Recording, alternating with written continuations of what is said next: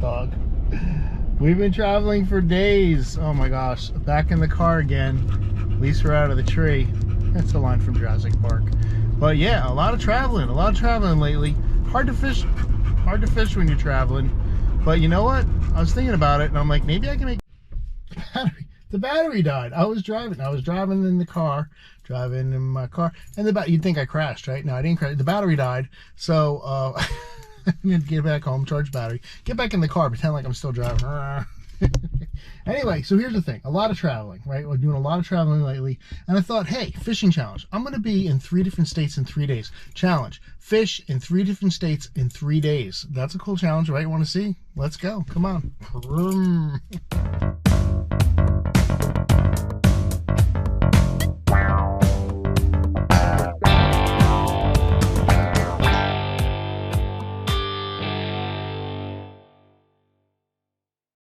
All right, surprise, our first state is not North Carolina, but Florida. Yeah, we went down to Florida over Easter break because Joshua, my son Joshua, was getting married. So we went down to see him for the wedding, and we had a great time, and we got to spend just a little bit of time in the Keys. Unfortunately, the weather wasn't so fantastic. It rained a couple of days, and we had some boating issues. We tried to get on a boat, and that didn't work. So the only fishing I got was on the side of the road. Now, if you've ever been in the Keys, there's some spots you can pull over on the side of the road, and you can fish. Now, the fishing's not excellent there, but you can catch things, so you can catch yourself like I did here. So I'm trying to untangle myself. This is actually my rod I take. It's a travel rod I got, so I brought it with me, and I brought my Carolina rigs there, right, my double drop rigs that I made, and I got some frozen shrimp because hey, why not? And I just put some pieces on there to see what I could catch on the side of the road, and surprisingly to me, I actually caught some fish, and a first time for me.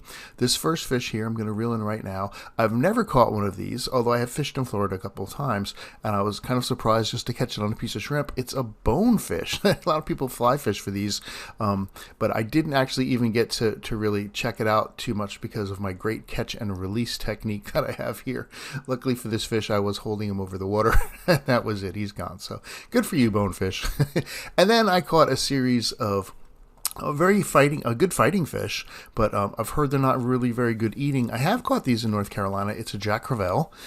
They're real common in Florida, I guess. I watch other fishing shows, believe it or not, and they catch Jack Crevalles all the time and always throw them back. So I never see anybody eat one. So I'm throwing him back, even though he was a good size, I guess, for a Jack Crevalle. He was a good little fight. And I ran into a little pocket of them because I caught a couple of them right then and there.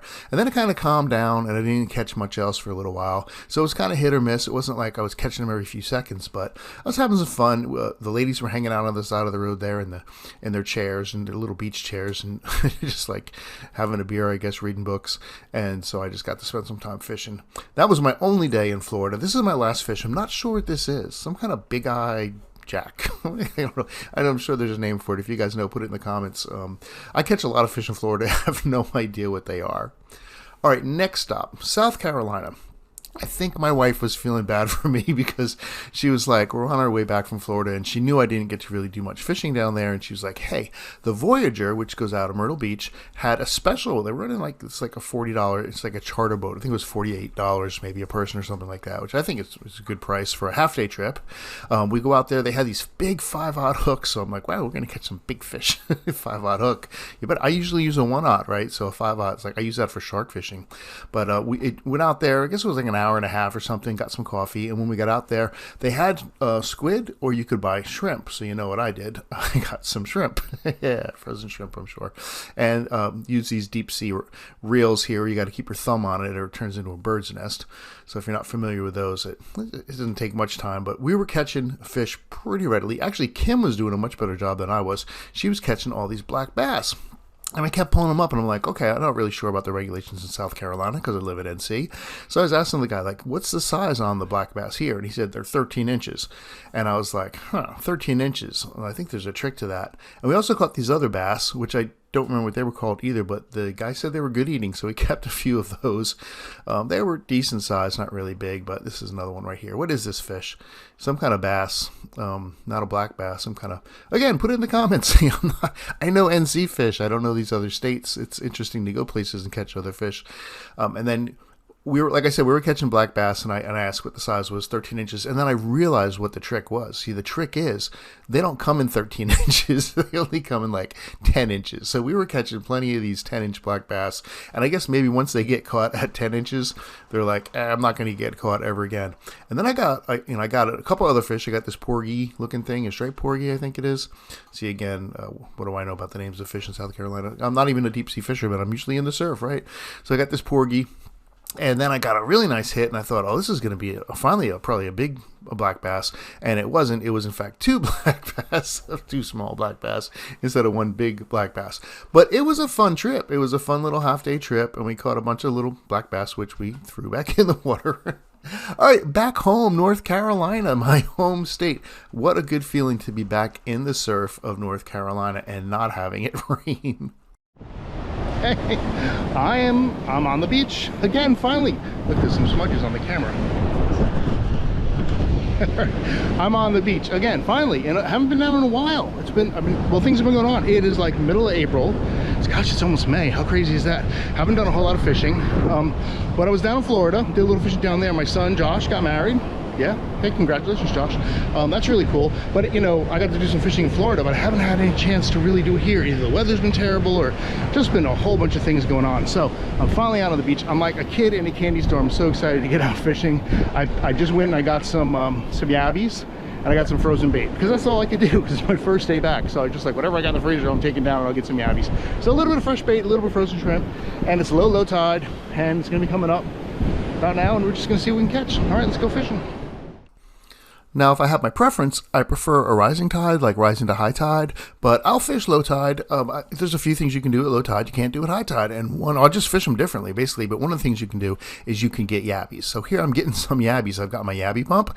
I'm looking for little holes in the sand, and then I'm just pumping them up, pulling the yabbies right out of the sand there, and throwing them in my bucket. And I'm going to use those for my bait, because the only other thing I got is this frozen shrimp, which probably really won't work so well. So I'm just going to cut them into little pieces here, and I'm going to put them on my rig, which again this is just a double drop store-bought rig right here, and I'm just going to put the little piece of shrimp matched up to my 1/0 hook, no, not my 5/0 hook, my 1/0 hook, and just make sure the point's coming out, and put a little piece of shrimp on one hook, and since it's a double drop rig, we'll put a yabby on the other. So yabbies are really soft and mushy, so I'll just go through the tail and try to get the point of the hook right in the mushy part, because they don't really like to eat the head, which is really kind of just bony, and the tail, which is also kind of bony. So I'll wrap that with this miracle thread. Miracle thread's a lot like dental floss, but stretchier.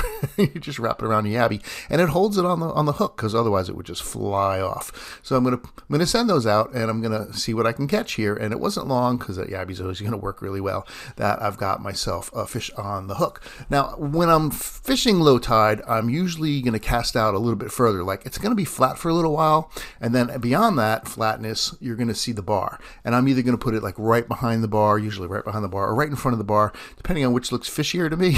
But generally, getting past that flat area, like when I'm fishing high tide, I can usually drop it really close, because the water's coming up, and sometimes there'll be holes and stuff. But when it's low tide like this, it's a lot more flatter. And I'm catching some whiting. And who doesn't like whiting? They're fun to catch. They're good to eat. They make good fish tacos, and they're pretty abundant. So yeah, you can definitely get some of those on the frozen shrimp, even without the yabbies.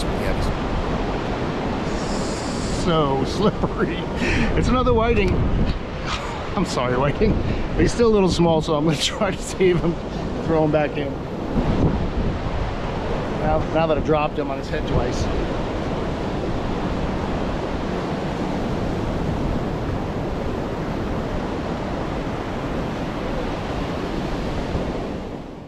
So you might be asking, Sans, why are you throwing back the whiting? Don't you want to make some fish tacos? And yeah, I do want to make some fish tacos, and I do like to eat whiting, but I kind of made myself a little rule with whiting. It's like my 12-inch rule with whiting. This is not like the 13-inch rule with the black bass. You can keep whiting at 11 inches, 10 inches. There is really no size limit.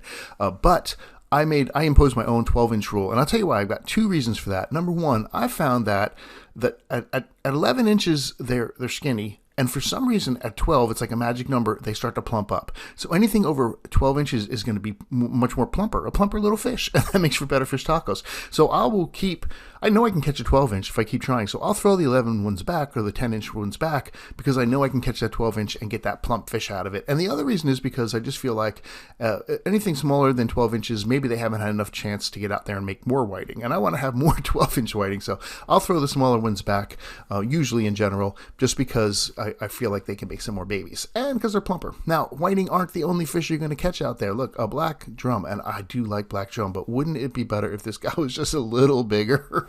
Like, can I please? There's a size limit on them. 14 inches? I think it's 14 inches. And you can catch them in the surf. Usually in the fall, it's a better time to catch them, I find, in the surf. And out in Davis Canal, you can catch them out there, and they're really good. They taste like, I always say they eat crab, so they taste like crab, nice sweet meat. So I finally got one more hit, and I kind of thought this was going to be a good one. And I had to wait for it, right? Wait for it. And then it hit, and I was like, yeah, I can feel it's coming in. I always feel good when I get a decent sized whiting. And I pulled him in, and he was a little bit bigger than the other ones. But I'm like, I'm going to have to get out the measuring stick, and then I'll decide. So, and I got it out, and it's probably around that 11 inches. So I'm like, whoa, do I keep him?